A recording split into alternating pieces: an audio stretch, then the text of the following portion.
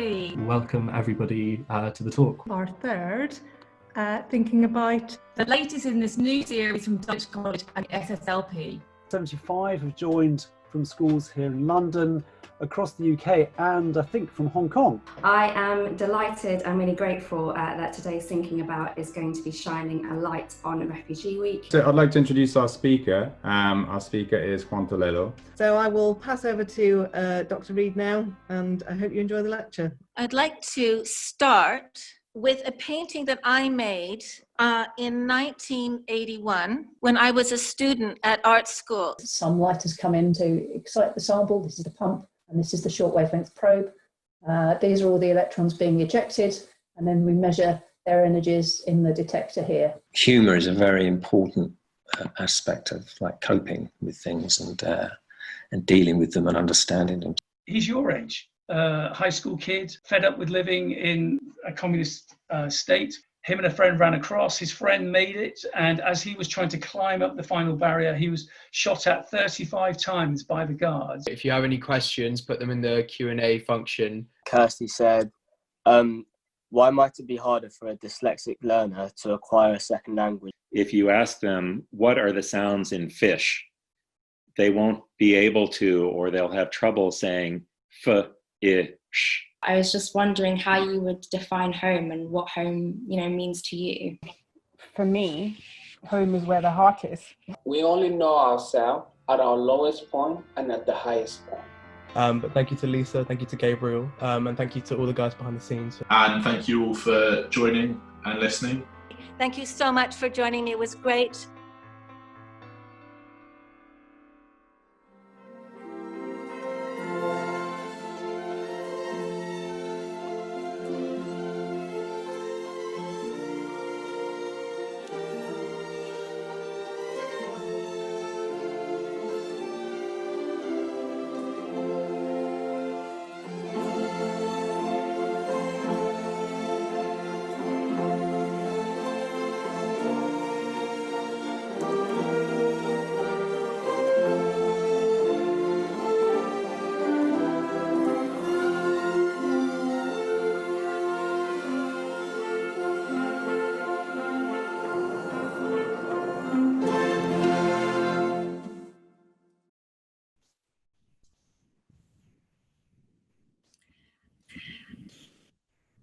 So what a fantastic start to our evening. A really big welcome from myself, from Joe and from Katie, our amazing coordinator. Thank you for joining us this evening. Recognise how busy everyone is. We also recognise what a beautiful day it is. So thank you for taking the time out to join with us today.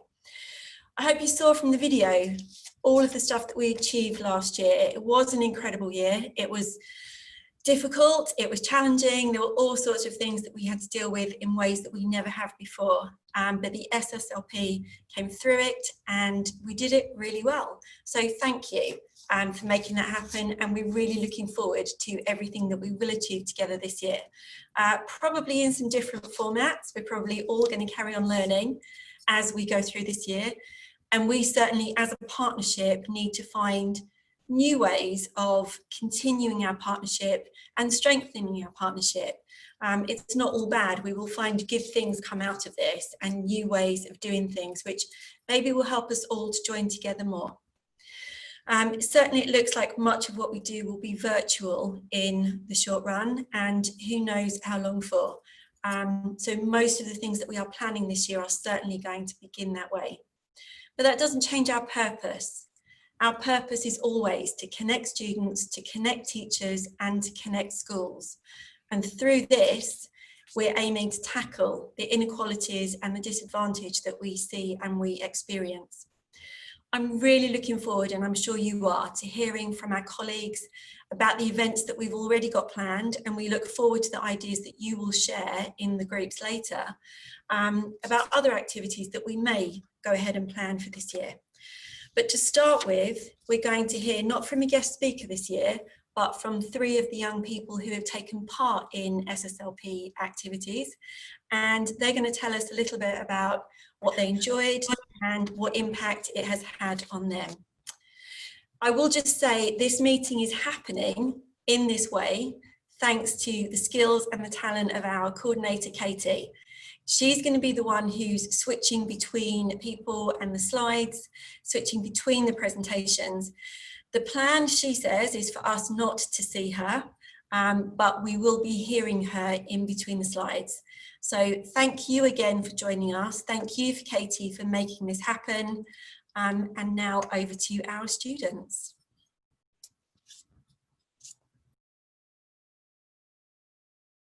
Hi, I'm Gabriel Rahman, former head boy of Dulwich College, and I was lucky enough to be involved in planning the Jeremy Deller Thinking About talk earlier on this year. I particularly think at the start of lockdown, or the height of it when this talk was, there was a real appetite from students for this kind of creative content. And for me personally, to have the chance to talk to, both in preparation and during the talk, a Turner Prize winning artist such as Jeremy Deller was phenomenal. And just to pick his brain and understand his process was something I personally really enjoyed. It was slightly ironic because one of Jeremy Deller's early pieces or early exhibitions, Open Bedroom, was an exhibition he did in his room, in his house, when he was about my age. And now for us to be listening to him talking to us in our bedrooms while we were all stuck making art there, I think there was this irony which everyone during the talk enjoyed. I think the idea of the talk being online, as it had to be, and the slight informality that came with that compared to if it had been in a real venue, I think that allowed both the people watching, asking questions, myself, and Jeremy when giving his responses and talking to be less formal and more true to what he genuinely thinks and means, and just to talk. And I think everyone enjoyed that kind of honest level of the talk. The feedback I got from, I think, about 90 or 100 people during the talk was phenomenal. Everyone really enjoyed. Everyone I spoke to before was excited, and afterwards they were telling me how great it was, that they wanted recordings of it to show their friends, and I think the whole thing went down really well. I'd like to thank the SSLP for allowing me to be involved. Thank you very much. Being with SSLP and the Thinking About series gave me a really amazing opportunity to connect with such inspiring individuals such as Connie Abbey and hear the wonderful words of Emmanuel Jar. And I'm so thankful for this experience because it gave me such a unique opportunity to have such an open conversation in such a natural environment that I don't think I would have had the privilege to get under any other circumstance. Truth be told, I was very nervous on the actual day doing the live interview with Connie, but I was just so thankful that I hadn't got the opportunity to meet Gabe beforehand, who I was interviewing her with. And it was just so lovely to be able to connect with someone from another school, from a different environment, because I just think that we bounced off each other so well and approached the questions from such a different angle. And it was just so wonderful to see the work that we've done behind the scenes just come together so beautifully on the actual day, and I'm just so thankful for that experience. And I think having that, it's given me the excitement and the ability to now look forward to expanding upon that at university and being able to collaborate so well with others, and being able to dive in and search and do research in other areas by myself and just explore things more widely and from different angles, which I don't think I'd ever had the excitement to do before. So I'm really thankful for that, and just really beginning to understand the importance of what a conversation like that, the power that it holds, especially under the when we had the situation that we were going through in the world at this time. And it's just given me such an amazing experience to reflect upon the importance of conversation with such individuals and just how it impacts our lives in general. So I think I've gotten a more broad experience, working with other people, learning from other people, and just coming together and bring together something really beautiful and just being able to share it with everyone else. So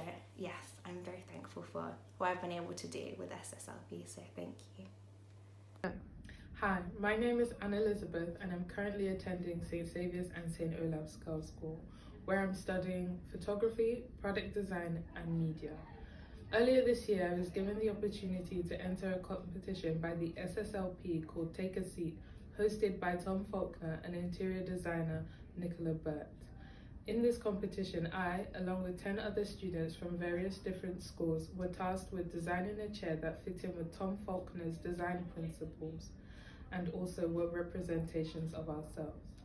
Over the space of a few months, we met at various different locations where we had different workshops, and we would work on our designs, give each other feedback, and also look at our feedback given to us from Tom.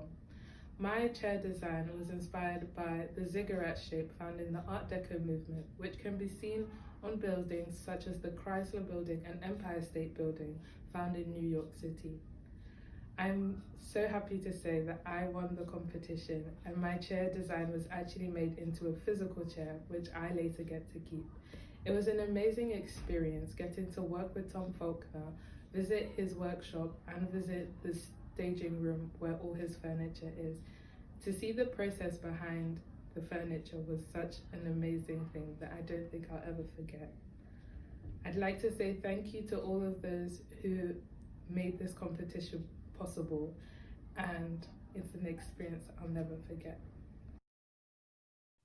A little bit about the Thinking About series that we piloted during lockdown. First of all, a huge thanks to so many of you who really got on board in what was a really challenging time when communication was mainly over Zoom and email, and also getting students involved as much as possible, whether it was attending or actually being part of the Q&A.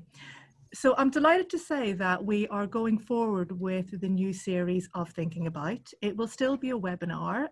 The advantages this time being, of course, that pupils can stay in small bubbles in school and watch in small groups and still be part in lots of different capacities. Just a little bit about some of the talks that are coming up. Before I go into any of the detail of those, what I would urge is you may be sitting on an idea, you may have a contact or a thought of someone that would be a really good speaker for Thinking About. Please, please, please do sign it out with us. Let us know and we can help scaffold that. And equally, the students, I have to admit, I've been chasing up one of the speakers for this term. We're very, very excited about. I think he probably would have preferred to be approached by students, to be absolutely honest. And they definitely would have known more about him and his work than me. So our first speaker that we've got is an amazing British artist, Clare Twomey. And Clare has been known to me for a few years now, and I particularly like her work, which is about connecting with people. And it is really about thinking about societies and communities, past and present. And one of the most incredible pieces by Clare is the one that you're looking at now, which is a project she did called Humanity is in Our Hands, which was with the Holocaust Memorial Day Trust. Now, Clare will be talking about her work over the last decade. It will include Humanity in Our Hands, also Time, Present and Past, which she did with the William Morris Gallery, Factory, the Seen and Unseen with the Tate, and also her work with Imperial College. With Professor Kneebone, where really a focus was put on the importance of making the future and making for the future, which I think is very, very timely, where it was weaving art practices, particularly with ceramics, into the training of surgeons. So this is talk not just for artists and designers. I think it's a talk for everybody. It crosses many of the areas of interests our students will have, and please do encourage them to come along to that. So that's the 22nd of September. We then have Neil Thompson, who is a conductor and artistic director, and he will be introducing some of his favourite recordings, exploring Beethoven's genius and why his music is still relevant today. And that will quickly segue in to our final speaker that we've booked in October at the moment, Shola Ajose, aka African Boy. And as I said, this is someone our students will know a lot more about than I did. He's absolutely fantastic. He's a local boy from Woolwich in London, a grime MC. He has appeared on various tracks with recording artists such as MIA and Kala, and as well as having a psychology degree from Brunel University. Shola will be here talking about his journey and where he is, and also his work with young people, both as a mentor and a role model. He is one of the only grime artists that doesn't actually use pirate radio stations to promote his music. And a really nice quote from Shola to finish on, which I hope might just pop up. I'll leave you to read that. So as I said, thinking about starting on the 22nd, I'm delighted to say Anne Elizabeth, who you just heard from the Tom Faulkner competition last year, is going to be one of our students interviewing Clare and doing the Q&A. And please do think about putting students forward for this. I think Nia said it beautifully. She was so unbelievably nervous and she was so concerned about getting things wrong. And actually, it has been an amazing experience and process for her to go through to do that Q&A with Connie during Refugee Week, and something that really inspired her. So please do get them involved, and please do come forward to host Thinking About talks for the future. Thank you. Lovely, thank you. Thanks for the opportunity, Joe and Catherine, to talk about the Play On project, which is going to be running from October this year through till April next year, and it's aimed at young people in Year 11 or Year 13 who've clearly been missed out on physical education. Certainly a lot of our children in the SSLP family have done, and we're going to be looking at Macbeth. It's called Project Macbeth, and it's a unique way of engaging young people in the project. It's open to 6 schools, and the project includes a digital resource. Katie, do you mind going to the next slide, please? The digital resource, we've taken Macbeth this year, and if you go to the website, you'll be able to see in there, every scene has a 5-step approach to the way we look at Shakespeare, and a downloadable little resource as well. And some of them have filmed with some of our young people from Savers Olaz, from Compass, and from SAC. So you'll see them at work. So that's the digital resource. Then the actual offer we're offering to schools on the next slide, which is Project Macbeth. And Project Macbeth is a 3-fold offer to teachers, schools, and to students.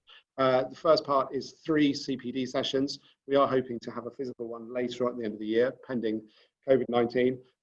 They will be facilitated at Fit Peckham with Cheap by Jowl, who have done our work before. So they'll be looking at how we can apply our toolkit to the classroom, and how we can look at our curriculum plans, and how we can engage young people in the teaching of Shakespeare. So there's 3 CPD sessions. There will be 2 additional workshops that will be delivered by Play On staff in schools at your call.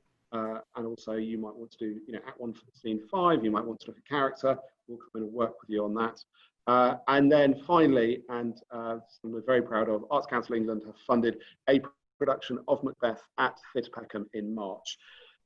In terms of their COVID protocol, we will be opening it up to schools, and if we are still as we are now, it will be permissible for schools to bring their entire year group to the performance. If you sign up, you'd be able to bring all your Year 11s to come and watch the show, and there'd be no other students there, so it would be COVID safe. That's the sort of baseline we're going from, and anything above that will change. So there are 3 things in the package: 3 CPD events, 2 workshops, and free access to a live production of Macbeth, performed by young people who are auditioning from the school's family for young people from the school's family. If you're interested, go onto the website, you'll see it on the slide. Register your interest here. It's important that we get backing from obviously senior leaders, because we would like the teachers to come to all 3 CPD events, and we would like them to bring students to see the production in March. There's the website. It went live yesterday.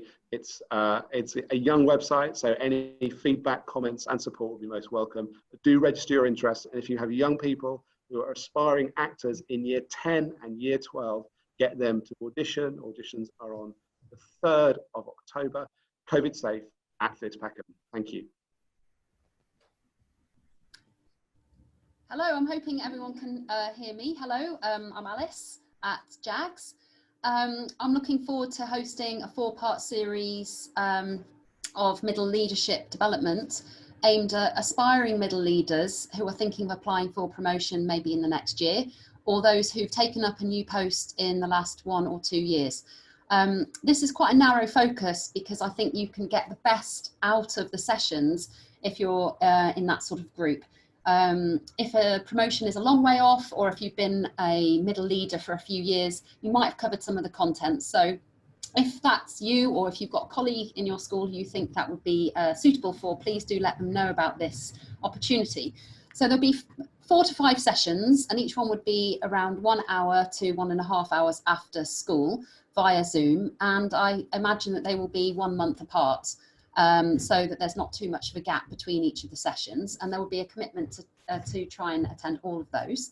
I would like this to start after half term, so I'm just in the process of booking the speakers who will lead the sessions. Topics will include having difficult conversations with colleagues, could be parents as well, but probably colleagues. And Nikki Bright, who's an experienced head teacher, is going to be leading that. And then I've been speaking to Andy Buck, who wrote a book recently called Leadership Matters, and he's very experienced in talking about how to be a passionate visionary leader. So that's a really important skill for a new middle leader. And other topics that I'm looking to include things like understanding legal matters, which you might come across as a new head of department or head of year, possibly. So look out for further information on this. I'll put the dates together pretty soon. And numbers wise, I'm thinking we could probably take, with it being a Zoom thing, 20 to 30 people who can commit to each of the sessions, and there'll be breakout rooms and that sort of thing. So I think it'd be really purposeful and much better than having to traipse across to different schools to participate. So I think you'll get lots out of this. Another event that JAGS is running again this year is a photo competition, which is open to teachers as well as the pupils from all the schools. We'll have 4 to 5 different themes, usually about 1 month apart. It's been running for a few years, and the entries are always absolutely amazing. So we look forward to more this year. So please do look out for the instructions on how to join in with that, which will be coming out soon. We're looking at a new way, possibly, of collating the photographs, which will be a nice, smooth process, hopefully. Thank you very much. I look forward to meeting some of you or your colleagues on Zoom soon. Thank you.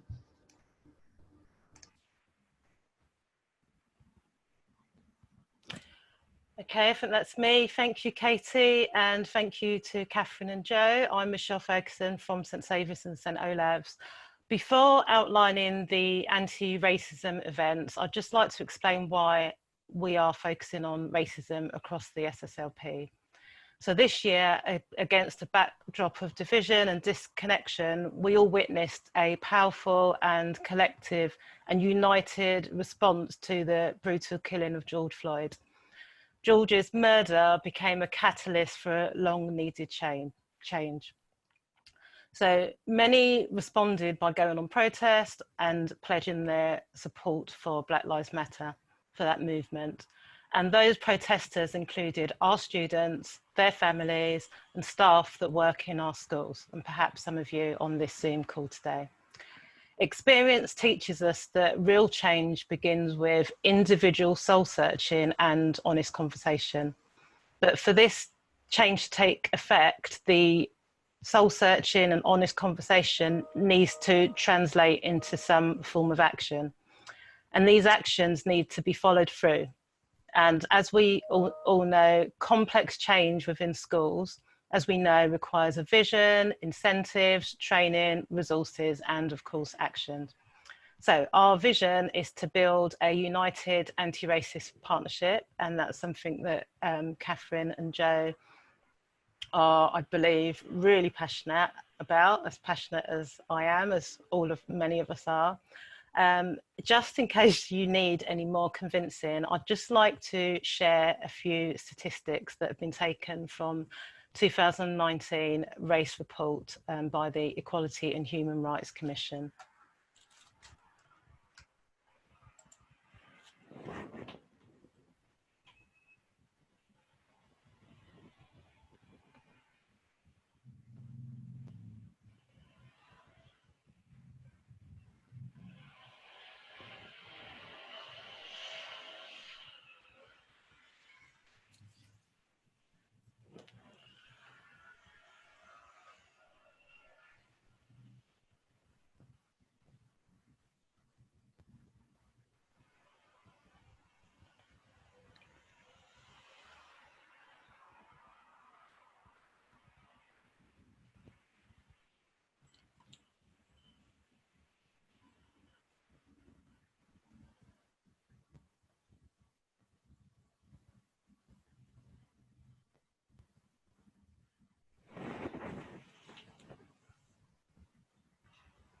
Thank you, Katie. So I guess those statistics are quite uncomfortable, and I can certainly testify that being one of those statistics is certainly even more uncomfortable. So as we know, these statistics are not just numbers, they're people, they're students who we teach, their families and staff that work at our schools.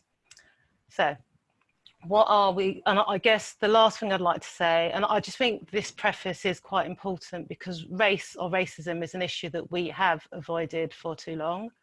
We have collectively been silent, I think, for too long, and we need to have a conversation that will lead to action. So what are we planning?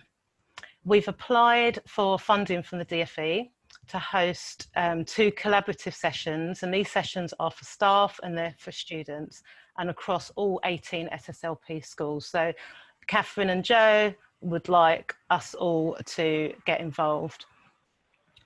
These events, I hasten to add, and the kind of idea behind this project has come about through the work from myself at St Saviour's, but Ben from Compass, Sarah from Compass, Annette from UAE, and Christine from Kingstown. So we would like to, or we are going to put on 2 collaborative sessions. These sessions are for staff and they're for students across the partnership. And they're designed to enable and empower staff and students to promote anti-racism across all partnership schools. And I think that idea of enabling and empowering is really important. We can't just expect staff to do it. They need to be enabled, they need to be empowered. And part of that also needs to be, you know, there needs to be an element of training and understanding of kind of cultural differences and before we can get to the work of putting the action in place, and that will involve discussion. So the staff workshops, they will include panel discussions with question and answers. Staff will get the opportunity to work collaboratively with colleagues from all 18 partnership schools with a race awareness organisation. Staff will also get the opportunity to share whatever they've been doing in their schools, what they're learning from what they learned from the workshop. They will share that with the students and then cascade that learning to the rest of the school. And the staff that attend the workshops will support the students who will be leading on an anti-racism project within their own school, but also a collaborative anti-racism event in the spring term, which will showcase the work of the individual schools across the partnership. So we move on to the students attending. So the idea would be sort of two members of staff and 2 students per school. The students would be from year 9 upwards, so from year 9 to year 13. So students will also take part in small group discussions, and they will get the opportunity to talk to and meet with and discuss with students from the other SSLP partnership schools. And they will be working with a racial awareness organisation. Students will share their learning, what they've been doing in their schools, and also will share what they've learned in the workshop with staff who attend the workshop. And the staff and student workshops will be separate. Students will present to the staff that attend what they want their next steps to be when they move forward to their schools. And finally, as I said earlier, the students will lead an anti-racism project or event in the spring term where they present what they have been doing within their schools, and they will come up with a collaborative project where all the schools work together. So what do you now need to do? What I'd like to ask you to do is to think about which students would benefit from attending. So that needs to be students who will have the confidence to feed back to their peers. So it could be school council representatives who will cascade the outcomes from the workshops to the school council, who will then feed that back through tutor groups. Also, the SSLP links will need to inform Katie which 2 members of staff will attend. So it could be the SSLP link and another member of staff. It doesn't have to be the SSLP link. But again, this needs to be someone who would be willing, a member of staff who would be willing to share what they've learned with the rest of the school to their colleagues. And they would act as sort of advocates. So that's sort of what we need to do now. And finally, which is not completely linked to these 2 events, many schools are looking to decolonize the curriculum. So what I would, and I can't think of a better phrase right now, so that's the phrase that I'm using. So what with the SSLP links, we've all sort of agreed that it would be really, really helpful if we could use the SSLP as a platform to share any links about how we can ensure that our curriculum is more representative. So that could be sharing resources or requesting resource support. So in close, I'd just really like to say that I really do believe that our partnership is really special and unique. It brings very different schools together. And with that sort of diversity, there are challenges, but there are plenty of opportunities. And I think this project will really show the opportunities, give us will provide us with that opportunity to really work collaboratively and to celebrate the diversity. I'm sure many of you watched the 2-part Channel 4 programme, The School That Tried to End Racism. And I think we agree that it was a well-intentioned but somewhat naive ambition, but it was absolutely spot on. That school, in my opinion, was brave and forward-thinking.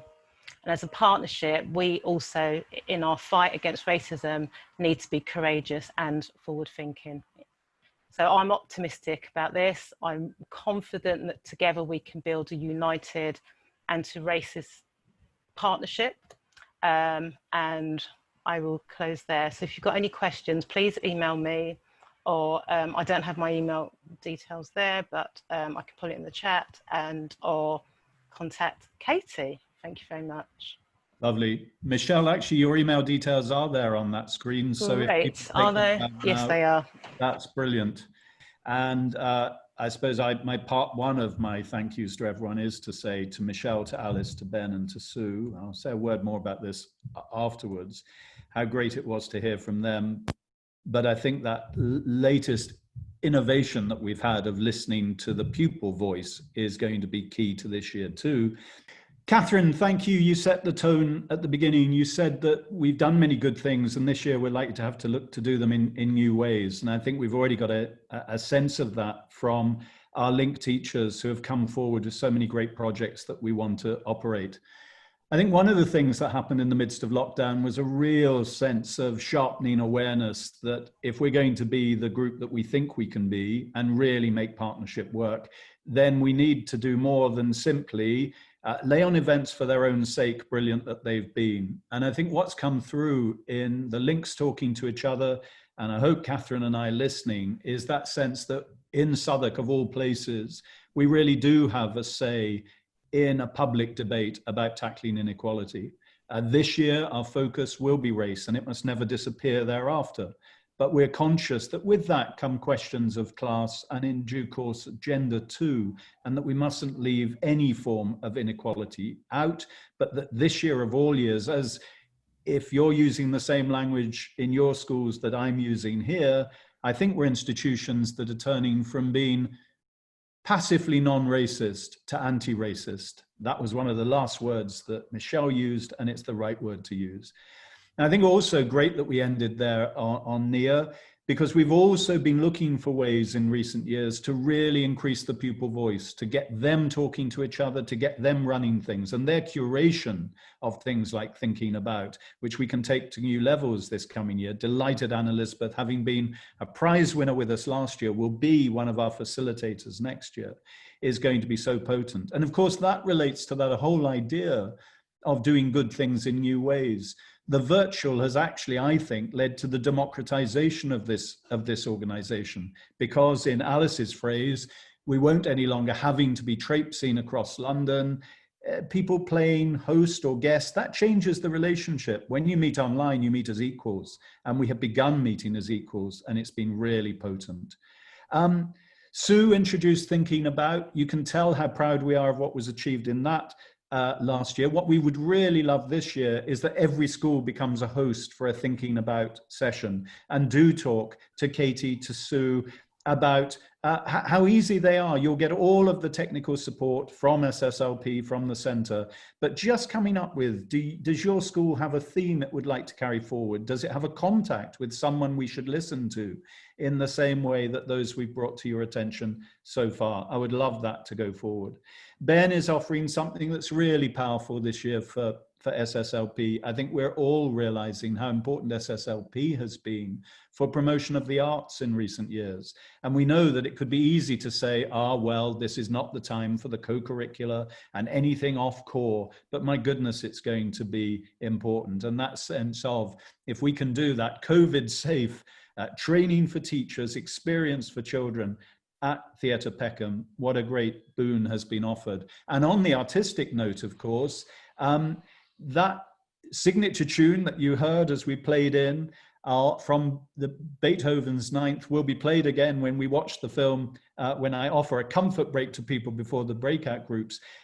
Peter Gritton, Director of Music at JAGS, received 87 recordings that were put together to make that our track going forward. And the idea of a digital orchestra carrying through into this year is one that's going to be very potent, and one that I really want to support. And I know so many people online do too.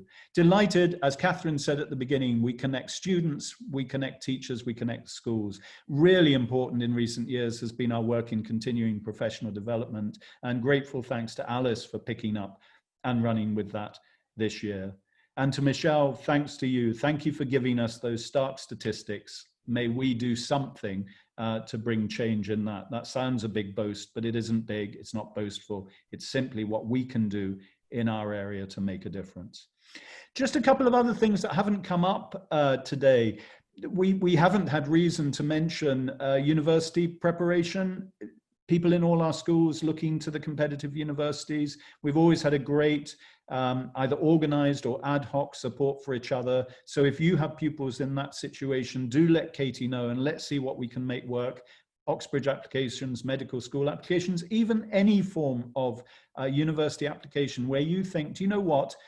The help with the application or the help with the interview practice from someone from another school might be just what this candidate needs. What usually happens is to make them realize how good they are, because that's what we found when we've been engaged in that. So I'd love us to offer that too. So on behalf of Catherine and myself and Katie, our thanks most particularly to Katie on behalf of you, Links, and other teachers who've shown interest today. Delighted to have 70 screens at least, and I know that in some cases there's more than one person behind the screen, so delighted to have that. We're very grateful to our great coordinator for helping us to make this real. And what you now have a chance to do, everybody, is to turn to the breakouts, the breakout rooms. Katie has put you into subject faculty sorts of groups. What will happen is when we play the film again of last year's SSLP, that gives you 5 minutes to settle, as I say, have that comfort break, come back, and then you will find yourself in one of the breakout rooms. If by any chance it doesn't feel the right one for you, just see what conversations you might have. I'd love you to pick up on the conversation about race, the conversation about all of the ways in which we can tackle inequality, the conversation about pupil voice. What can we do to really make our pupils connect and make a difference in the future? But you will have your own, perhaps, subject-based conversations to have too. Do feed back to us how they went. But on behalf of everybody here, grateful thanks to you for giving up now towards an hour, and it will be towards an hour after that, of your time. We look forward to our next Links meeting, to the start of Thinking About, of Play On, of the continuing professional development, and of course, of our anti-racism project. This partnership can really make a difference in our individual schools, in Southwark and beyond. And I know I speak on behalf of Catherine and myself to say that it's a body of which we're very proud to be the directors. Thank you, everybody. Hope to see you very soon. Here we go again now with the film.